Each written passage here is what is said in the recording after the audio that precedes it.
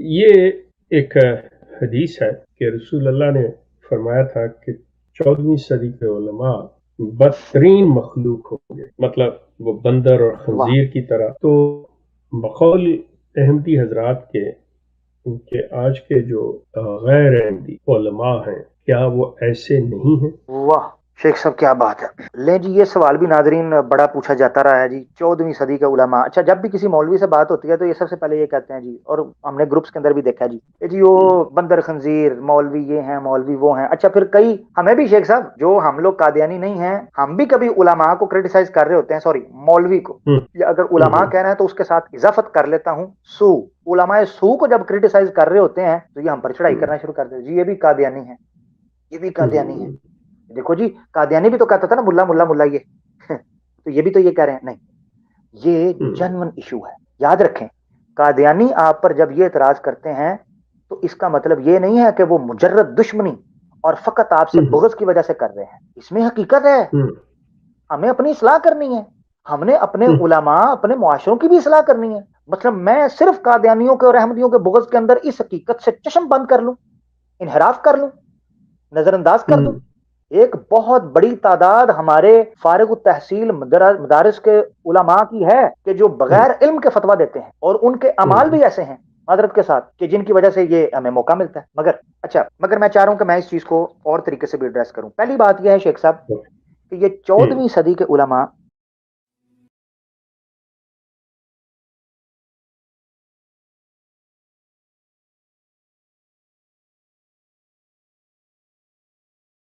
حدیث میری نظر سے ابھی تک نہیں گزری معذرت کے ہوں ساتھ اس رقم کے ساتھ کہ 14ویں صدی کے علماء. یہ تو میں نے دیکھا ہے بہت سی حدیث کے اندر کتاب الفتن میں کہ نبی پاک صلی اللہ علیہ وسلم نے کہا ہے علماء جو ہیں میری امت کے آگے جو آئیں گے، کئی علماء آئیں گے، ان میں بہت سے لوگ جاہل ہوں گے جو علماء بن جائیں گے، یعنی جہلا ہوں گے وہ علماء کا روپ دھار لیں گے. اسی لیے میں کہتا ہوں کہ یہ میں اکثر شیخ صاحب کہا کرتا ہوں کیونکہ میں اس پر نا اپنے لوگوں کی بھی اصلاح کرنا چاہ رہا ہوں. یہ جو فرقہ واریت قسم کے علماء ہیں نا مولوی، میں نے یہ نوٹ کیا ہے کہ انہوں نے یہ یونیفارم اوڑا، اس لیے میں کہتا ہوں پگڑی پہنی اور داڑھی اوڑی ہوئی ہے، لی ہوئی ہے، اگئی نہیں ہوئی، یہ پہنی ہوئی ہے.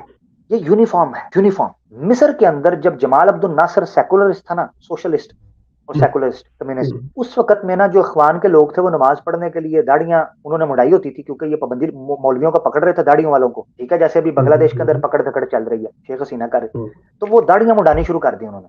تو وہ کیا کرتے تھے مسجد کے، جیسے وہ پاسٹر نہیں ہوتا تھا پادری شیخ صاحب، وہ چرچ کے کمرہ بنایا ہے تو وہ باہر جا کے کوٹ پہنتا تو خاص قسم کی شرٹ جس کے وائٹ قسم کا کالر ہوتا ہے نا، پتا ہے نا، وہ پھر چین وہ پورا یعنی پادریت میں جیسے مولویت ہے نا، تو پادریت میں پاپائیت میں وہ آتا تھا اس کریکٹر میں. انہوں نے یہ کریکٹر بنا دیا تھا. ڈاکٹر اسرار احمد صاحب مرحوم کہا کرتے تھے یہ تھیوکریسی ایک ڈپارٹمنٹ بنا دیا ہے، مولویت ایک ادارہ بنا دیا ہوا. تو حقیقت یہ ہے شیخ صاحب کہ یہ داڑھی پہن کر پگڑی پہن کر یہ مولویت میں کریکٹر میں آتی، یہ ایک نفسیات ہے، اس میں آ جاتے ہیں. اور اس کے بعد یہ معاملہ اللہ کے رسول پاک صلی اللہ علیہ وسلم نے اس کی طرف اشارہ کیا کہ بعض لوگ نفسیاتی طور پر کردار اڈاپٹ کر لیں گے، مولوی بن جائیں گے. یہ ہے وہ، اس میں کسی جگہ پر بھی 14ویں 15ویں صدی کا نہیں کہا گیا تھا، مگر for the sake of argument ہم ان کو مان لیتے ہیں. پہلی بات یہ ہے کہ وہاں جہلا کو علماء کا بننے کا کہا گیا تھا. تو میرا جواب اول یہ ہے کہ وہاں مولوی لفظ نہیں ہے، مولوی لفظ نہ قرآن میں نہ حدیث کے اندر، علماء ہے نمبر ایک. دوسری بات یہ ہے کہ قرب قیامت کے اسی سوال کا دوسرا جو سمجھیں کہ قرب قیامت میں نبی پاک صلی اللہ علیہ وسلم نے کہا 14ویں صدی کا مجھے نہیں ملا، اگر کسی کے پاس احمدی کے پاس ہوا تو مجھے ضرور دکھائیں، اس پر ہم سند بھی دیکھیں گے، متن بھی دیکھیں. تو قرب قیامت میں لوگ علماء ہونے کا دعویٰ کریں گے جبکہ وہ جاہل ہوں گے، یہ ہے اوریجنل حدیث. اچھا، اور وہ علماء کے جھنڈ میں شامل ہو جائیں گے. اس سے پتہ کیا چیز ثابت ہوتی ہے شیخ صاحب اس حدیث کے مطلب؟ وہ یہ ثابت ہوتی ہے کہ جز ہے جس کے اوپر حکم لگایا جا رہا ہے، یعنی ایک مجمع ہے، اس مجمع کے اندر کچھ بھیڑ کی شکل اوڑھ کر اندر جو ہے نا بھیڑی ہے، یہ کہا گیا آسان لفظوں کے اندر. تو یہ کیسے 14ویں صدی کے تمام علماء کے اوپر یہ فتویٰ لگا سکتے ہیں اور سب علماء کے بارے میں یہ رائے قائم کر سکتے ہیں؟ یہ ان کا استدلال غلط ہے اگر ہم حدیث کے متن کو بھی سامنے رکھیں. جواب اول. جواب ثانی یہ ہے کہ یعنی آپ یہ سمجھ، جواب ثانی کیا ہے شیخ صاحب؟ اس حدیث کے اندر کچھ اوصاف بیان کیے گئے ہیں، وہ اوصاف جس کے اندر بھی ہوں گے ہم اس کو وہ سمجھیں گے، چاہے وہ کسی مربی کے اندر ہی کیوں نہ ہو، چاہے وہ کسی پادری کے اندر کیوں نہ ہو.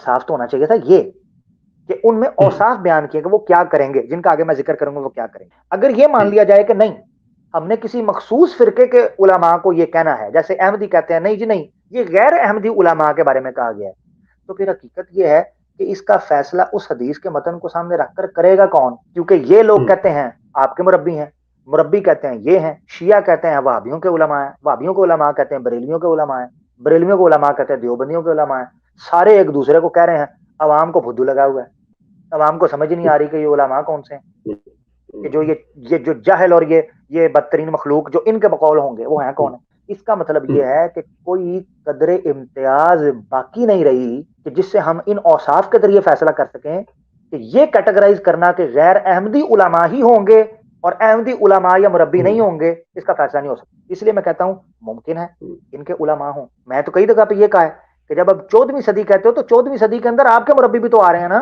آپ کے 11ویں صدی کے اندر ہیں، تو 11ویں صدی کے اندر بیٹھ کر کہہ رہے ہیں بھائی 14ویں صدی کے اندر جو آئیں گے نا وہ یہ ہوں، آپ بھی اسی صدی کے اندر ہیں، آپ بھی تو ہو سکتے ہیں۔ جواب ثانی شیخ صاحب، جواب ثالث، یہ ایک لائٹر نوٹ کے اوپر جواب ہے۔ جواب ثالث یہ ہے دوستو کہ اگر انہوں نے 14ویں صدی کو ٹچ پکڑ کر رکھنا ہے تو ہم کہیں گے 14ویں صدی تو گئی ہے گزر، اب کون سی صدی ہے شیخ صاحب؟ 15ویں۔ اب کے علماء کو مان لو، پیشین گوئی تو 14ویں صدی کے بارے میں ہے، تو 15ویں صدی علماء کو مان لو، 13ویں صدی کے علماء کو مان لو، اور 12ویں کو مان لو، کسی کون سی صدی کے علماء کو ماننا ہے، ہم ان کی کتابوں سے آپ کے قائد کو غلط ثابت کریں گے، بعد میں یہ نہ کہنا کہ یہ بھی بندر خنزیر ہے معذرت کے ساتھ۔ تو مجھے یہ بتائیں اگر 14ویں کو ماننا ہے تو ہم تو 15ویں کے اندر ہے شیخ صاحب، آپ کی اور میری کم از کم بچت، ایسے تو میں ویسے بھی مولوی ملا نہیں ہوں، تو جو علماء 15ویں صدی کے اندر ہیں خوش ہو جائیں کہ آپ کو نہیں کہا جا رہا۔ جواب ثالث، جواب رابع، ہاں جی، جواب رابع یہ ہے شیخ صاحب کہ اگر بالفرض ہم نے علماء کو غلط کہنا ہے، 14ویں صدی کے علماء کو ہم نے یہ غلط کہنا ہے، تو کیا علماء کو 14ویں صدی کے علماء کے اوپر یہ الزام لگا کر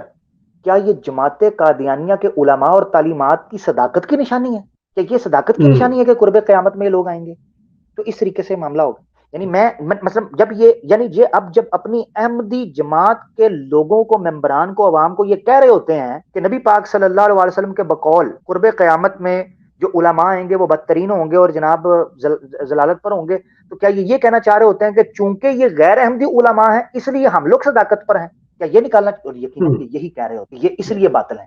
تو پھر میں اب یہ جو میں نے جواب رابع ہے وہ رکھنے لگا ہوں، ملحدین، مستشرقین اور مغرب کی جتنی عوام ہے جو اسلام کے خلاف ہے، وہ انہی علماء کے کریکٹرز کو، انہی علماء کے معاملات کو سامنے رکھ کر اسلام کے باطل ہونے کے اوپر اصول کھڑا کرتی ہے۔ تو اگر آپ نے یہی استدلال کرنا ہے کہ یہ علماء بدترین مخلوق ہیں اور اس بنیاد کے اوپر غیر احمدی علماء جھوٹے ثابت ہوئے، تو پھر مجھے ملحدین کے اس استدلال کو ماننے سے کون سی چیز ماننے اور کون سی چیز اس میں رکاوٹ ہے؟ کیونکہ وہ بھی تو اسی چیز سے استدلال کر کے کہہ رہے ہیں کہ آپ کے علماء کی حالت ہے اس لیے اسلام باطل ہے، کہ آپ کے پلے کچھ نہیں رہا۔ یہ ہے جواب رابع۔ تو مجھے یہ فرق آپ نے بتانا ہے کہ کس بنیاد پر آپ اپنے استدلال کا ان کے استدلال سے فرق کریں۔ نمبر 1، جواب خامد شیخ صاحب میرا اصلاحی ہے، اس کے بعد میں کچھ پیشین گوئیاں نبی پاک صلی اللہ علیہ وسلم کی پیش گوئی کروں گا اور میں ایمانداری سے کہوں گا کہ میرے دل کو دیکھ، میری وفا کو دیکھ، اے احمدی جنتا، منصفی کر خدا کو دیکھ کر کہ یہ پیشین گوئی تو آپ نے دی نا جو کبھی تک ثابت نہیں ہوئی 14ویں صدی، مگر 2 پیشین گوئیاں میں آپ کو حدیث کی سند سے اوریجنل دکھاؤں گا، کیا آپ وہ ماننے کے لیے تیار ہوگے؟ کہ میں فیصلہ آپ پر چھوڑوں گا بھی بات۔ جواب خامس، 5واں جواب میرا ٹوٹل پیورلی اصلاحی جواب ہے شیخ صاحب احمدی دوستوں کے لیے۔ احمدی دوستو، for the sake of argument, علماء غلط ہیں، بندر ہیں، خنزیر ہیں، بدترین مخلوق ہیں، میں آپ کے ساتھ کھڑا ہوں، ان علماء کو سائڈ پر لگاؤ۔ کیا ان علماء کے پورے ادارے کو سائڈ پر کر کیا اسلام ختم ہو گیا؟ کیا قرآن ختم ہو گیا؟ کیا حدیث ختم ہو گئی؟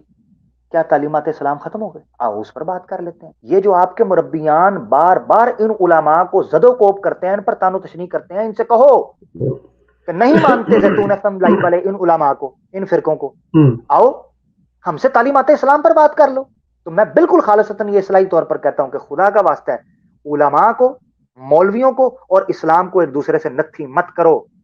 مولوی ملا ناٹ از اکول ٹو اسلام، اسلام بہت اوپر ہے، مولوی وقت نہیں، ٹھیک ہے جی۔ تو اس لیے میں خالصتاً اصلاحی طور پر یہ سمجھانے کے لیے کہہ رہا ہوں کہ اس استدلال سے تمام غیر احمدیہ آپ کے وہ جو مسلمان ہیں ان کو آپ غلط مت کہو۔ ہم لوگ ان علماء کو جنہوں نے غلطیاں کی ہیں، جن کی بات قرآن و حدیث سے ہٹ جاتی ہے، ہم نہیں مانتے معذرت کے ساتھ۔ اچھا جی، اب آتے ہیں شیخ صاحب 2 پیشین گوئی کی طرف جو میں کرنا چاہ رہا ہوں، اور میں شیخ صاحب آپ کو بھی کہوں گا اور احمدی دوستوں کو بھی کہوں گا کہ دل تھام کر ان پیشین گوئیوں کو سنو۔ جس طرح آپ کہتے ہو نا 14ویں صدی کے اندر نبی پاک صلی اللہ علیہ وسلم نے پیشین گوئی کی، مولوی یہ مولوی وہ، تو مانتے بھی ہو، ان پیشین گوئیوں کو بھی مانو، شرمانا نہیں ہے۔ یہ دیکھو جی، بخاری شریف 3609 حدیث پیش کروں گا، ہوائی فائر نہیں، 3609 نبی پاک صلی اللہ علیہ وسلم بیان فرماتے ہیں کہ قیامت قائم نہیں ہوگی، قرب قیامت یعنی لا تقوم الساعۃ حتی یقتتل فئتان فیکون بینہما مقتتل عظیمہ، ایک بہت بڑی جنگ ہوگی، ان میں سے ایک ہی بچے گا۔ پھر آگے کہا ولا تقوم الساعۃ حتی یبعث دجالون کذابون، قیامت قائم نہیں ہوگی قرب قیامت، 30 بڑے دجال اور کذاب آئیں گے، کلہم سب کے سب دعوی نبوت کریں گے۔ اب میں یہ کہتا ہوں کہ جیسے آپ کہیں 14ویں صدی کے علماء یہ وہ، میں کہتا ہوں کہ یہ ان میں سے one of them was Mirza Ghulam Ahmad Qadiani.